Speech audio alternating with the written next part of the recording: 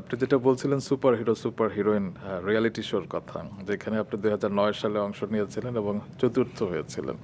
এই যে এত প্রতিবন্ধকতা এবং এত মানুষের বোলিং, তারপরও কিন্তু সেই প্রতিযোগিতা থেকে আপনার অনেক প্রাপ্তি রয়েছে।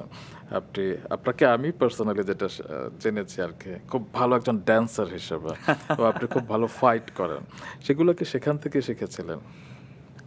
আমি বাগেরহাটে থাকাকালীন সময়ে কিছুদিন হচ্ছে জুডো করতেছিলাম আর কি। পরে একদমই আর চর্চা ছিল না, ভুলে গেছি সব কিছু।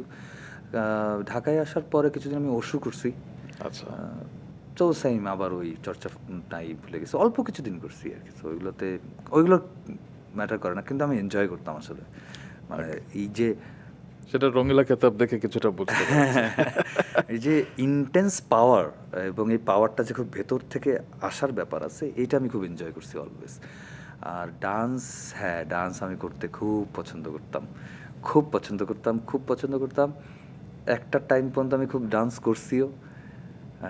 তারপরে আর মনে হয়েছে তারপর যে যখন দেখলেন যে কেউ ওরকম চাইছে না, করিনি। আপনি সেখান থেকে পিছিয়ে এসেছেন। কিন্তু আমি এই পডকাস্টের মাধ্যমে আমাদের ডিরেক্টরদেরকে বলবো, প্লিজ আমাদের গুণী অভিনেতা মোস্তাফিজুর নূর ইমরানকে আমরা তো ভ্যারাইটিস রোলে দেখছি, এই ধরনের রোলেও দেখতে চাই, কারণ তিনি ফাটিয়ে দিবেন নাচের মঞ্চে, কারণ আমি আপনার নাচ দেখেছি। এক্সট্রাতে তো কিছুটা ছিলই, হ্যাঁ হ্যাঁ হ্যাঁ হ্যাঁ হ্যাঁ, তারপরে টুকটাক যতটুকু দেখেছি আপনি সেখানেও কিন্তু দুর্দান্ত পারফরমেন্স করবে। এবং একবার ভাবুন, মানে নূর ইমরানের ভক্তরা একবার ভাবুন যে নূর ইমরান নাচ করছে বড় পর্দায়। ও মাই গড! হ্যাঁ ভালোই লাগবে বোধহয়, আমি করতে চাই আসলে সেটা।